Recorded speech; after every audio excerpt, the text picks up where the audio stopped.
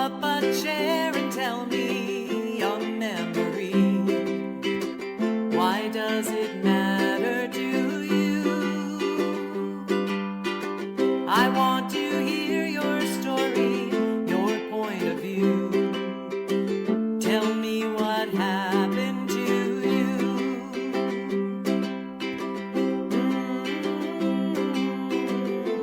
Hi, and welcome back to Tell Me What Happened, the podcast that features folks from all walks of life telling us of one childhood experience and how that event, that moment, impacted who they are today. I'm your host, Jay Rehak, and like you, I've had my share of childhood experiences, some of them very positive and some of them actually quite painful. But I'd like to think that everything that ever happened to me has made me who I am today. Tell Me What Happened is sponsored by Sidelining Publishing, publishers of quality books, including Susan Salador's classics, One Little Act of Kindness, and I've Got Peace in My Fingers, both available wherever quality books are sold. They're the perfect gift for the holiday season for the little ones in your life. All right, today I have as my guest, Molly Dunn. Molly is a disabled writer and former student of mine. She has worked in the United States Senate, earned a graduate degree from Oxford, and spent time in Chicago psych ward. Her weekly podcast, Ketamine Insights, explores mental illness and psychedelic medicine from a patient's perspective. Welcome to Tell Me What Happened, Molly Dunn. Thank you so much, Mr. Rehak. I was wondering if you were going to say Mr. Rehak or Jay. You were a former student of mine back in the day, Molly, and you were a great student. That's right. It's hard to shift into Jay, but I could try if you'd prefer. Either way, whatever makes you feel comfortable. I'm grateful that you're on the show. I'm grateful that you are still talking, to me in any capacity. It's been a while and everything, and I'm grateful to know you. So, Molly, are you ready to tell your story? I am. All right, well, listen, I'm going to get out of the way. What I'm going to do then is I'm going to let you tell your story, and at the end, I'm going to ask you just one question. And that one question is, how do you think that childhood experience has influenced who you are today? So take it away, Molly. Thank you. So first, I'm going to say that memory can be a little strange for me these days because about 4 years ago, I forgot everything. I went through what's now called electroconvulsive therapy. It's also known as ECT, or back in the day it was called electroshock treatments. And that was to try to help my lifelong depression. And what it did was it wiped away my memory completely, which is a known side effect. We knew that would happen. I couldn't remember my own biography for months. And still my brain does feel different. My mental stamina is just way worse than it used to be. I can't read books anymore. And my memory is really bad now, but I'm never really sure whether any given lapse is because of ECT or if it's just, normal forgetting. Everybody forgets their keys or forgets, their wallet sometimes. And this can make storytelling a little weird for me, in part because I think I treasure my memories now more than I did before ECT. And also I'm more unsure of them. But this one I'm pretty sure about. And it's about my grandmother, who I was really close to. Both of my parents were raised Irish Catholic here in Chicago, and they decided not to raise my brother and I within the church. So we were not baptized, not confirmed. My parents weren't married within the church. And this was a very big problem for my grandparents at the time, especially my grandmother, who she used to yell at my mom about it. She used to yell at us about it. And for example, one time when I was real little, I went downstairs during a big family party and I found my grandmother in the back room of the basement ironing furiously and crying to the ironing board. And I asked her what was wrong. And she said it was because we weren't baptized. And I honestly kind of doubt now that was really why she was crying. But the point is, it was a big deal in my family at the time. And it bothered me a lot to think that big parts of my family, including my grandmother, thought that me and my brother were going to, burn in hell. As far as that was my understanding of it at the time. So we couldn't, the thing about not being baptized within the Catholic Church is you can't really hide it, because especially back then, every family wedding and funeral and everything included a mass. And if you were baptized, you could go to mass, but you couldn't take communion.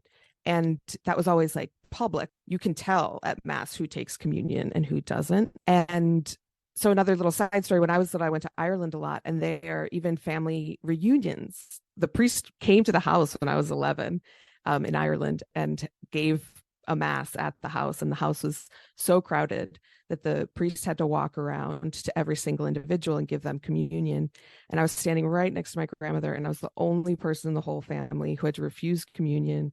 It was really embarrassing. It just felt really horrible. So anyway, this story is about me actually when we knew each other, Mr. Rehak, as I was a sophomore at Whitney Young, and my grandparents came over to our apartment for dinner. And at some point, my grandma told us matter of factly that she hadn't been to confession since my uncle was born, which at the time was like 35 years previous. And my grandma just like gets into the story about how when that uncle was born and he was her fifth child, she almost died in childbirth, which my whole family had known. And the doctors told her, don't have any more babies because it would be very dangerous for you. So she's got 5 kids, like it's a scary proposition, obviously, not to be around to raise those kids or to have a 6th.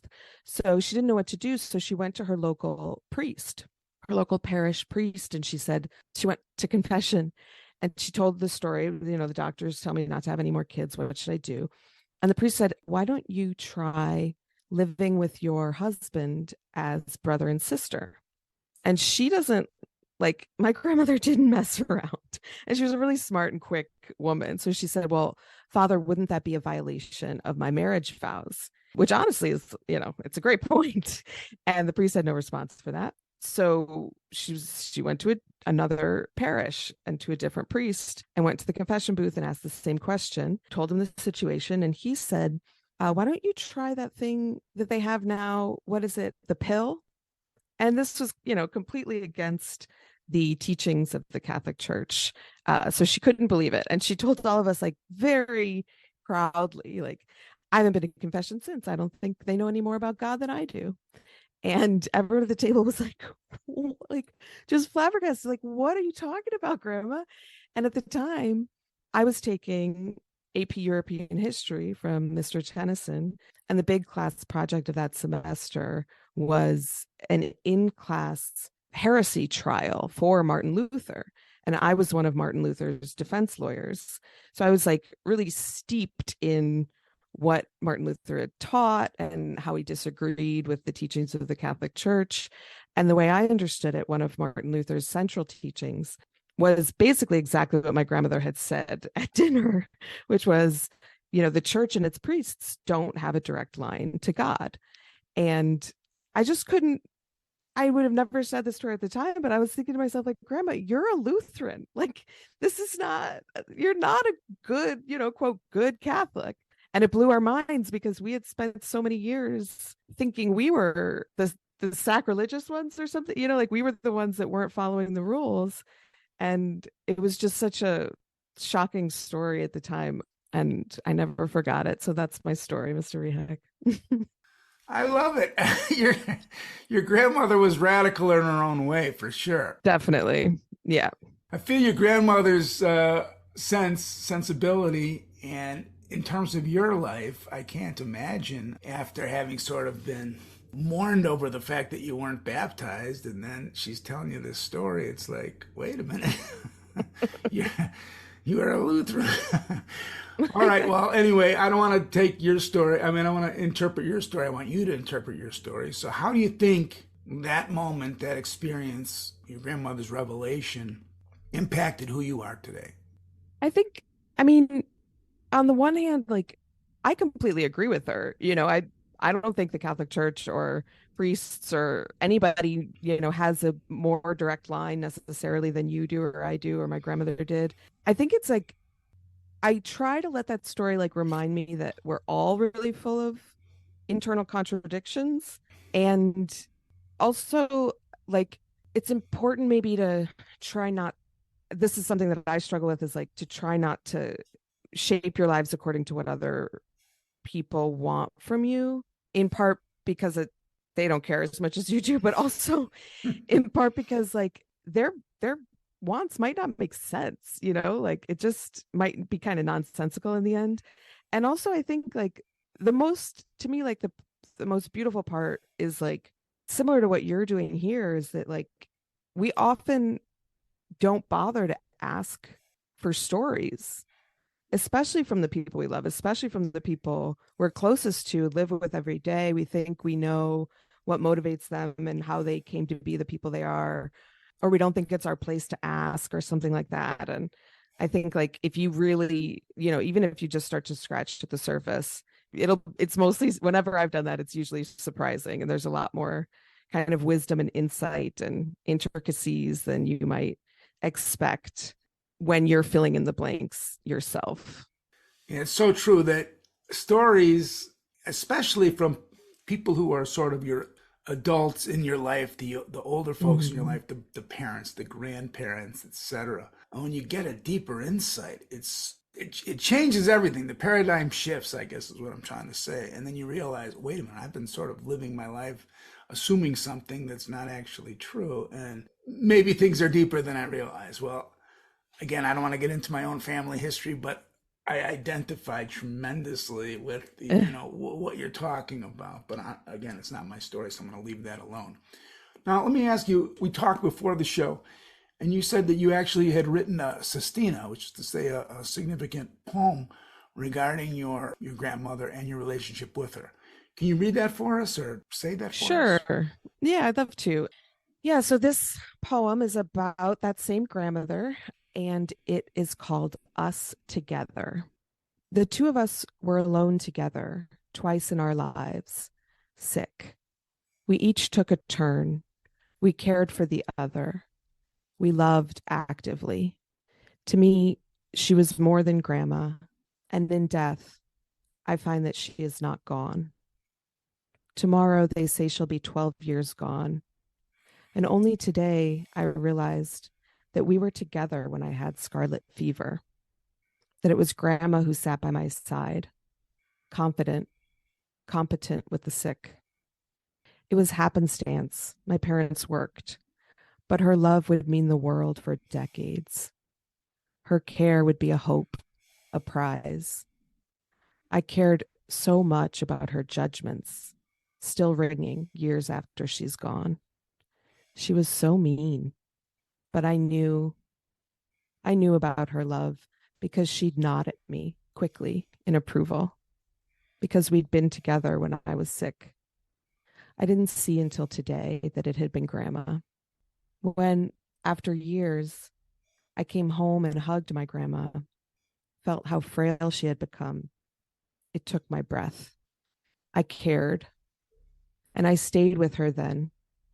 I held her sick until only months later, she was gone.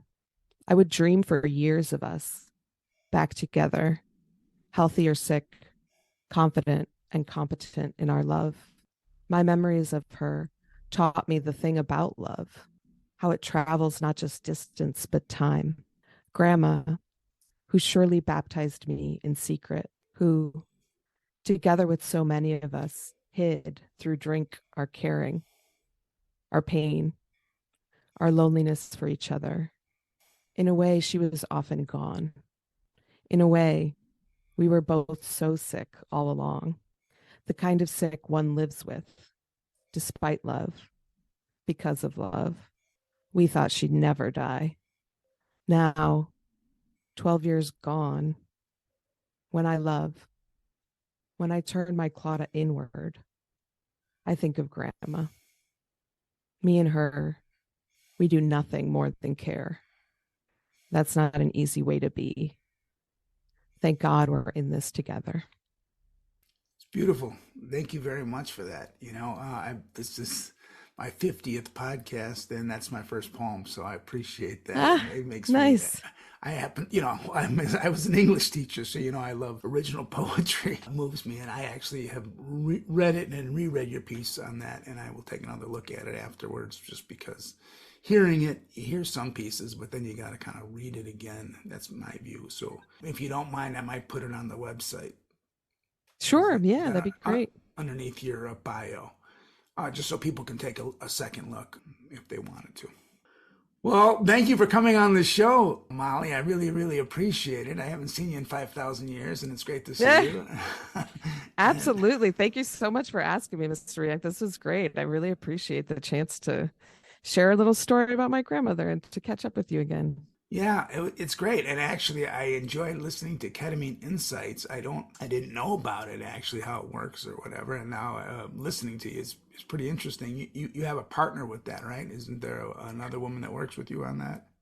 I do, Or yeah. It's an old friend of mine named Lynn Schneider. She is the co-host, and the two of us kind of, talk about mental health and psychedelic medicine and the ideas it's from a patient's point of view. So that's kind of a voice that I feel like is lacking in the mental health conversation. So it's been a lot of fun to do. We just published our 8th episode today, actually. hey, congratulations. Well, I'll be sure to take a look at that. And I will actually link it again on the website. So people who would be interested will be able to pick it up. I'm assuming on Apple Podcasts and other Hmm. venues, right? Yep. Fantastic. All right. So that's our show. I'd like to thank my guest, Molly Dunn. Also like to thank our sponsors, Sidelining Publishing, publishers of quality books. Again, go out there and get Susan Salador's I've Got Peace in My Fingers, or One Little Act of Kindness for the little person in your family for the holidays.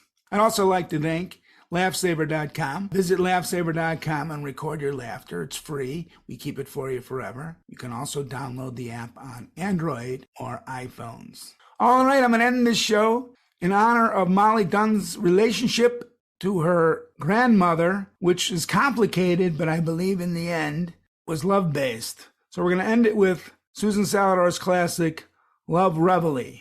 So until next time, this is Jay Rehak asking you all to please stay safe out there and try not to hurt anybody.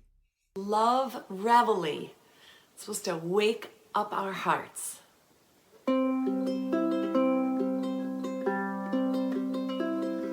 I love you, I love you, I love you every single day. I hear you, I hear you, I hear you, and all that you have to say.